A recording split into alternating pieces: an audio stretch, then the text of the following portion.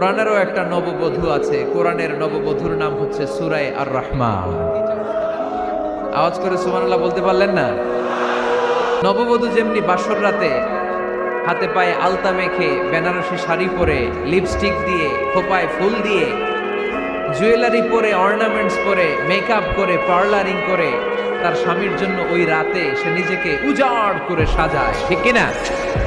ঠিক তেমনি আল্লাহ তাআলা এই দুনিয়াতে আমাদেরকে কি কি নিয়ামত দিয়েছেন, আবার কি কি নিয়ামত জান্নাতে গেলে দিবেন, তার সব কিছু বর্ণনা করে এই সূরাটাকে তিনি উজাড় করে সাজিয়েছেন।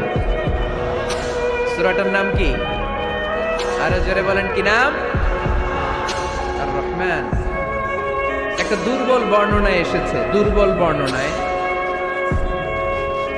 যে আল্লাহ তাআলা, স্বয়ং আল্লাহ তাআলা জান্নাতে জান্নাতীদেরকে এই সূরা আর রহমানটা নিজ কণ্ঠে তেলাওয়াত করে শোনাবেন।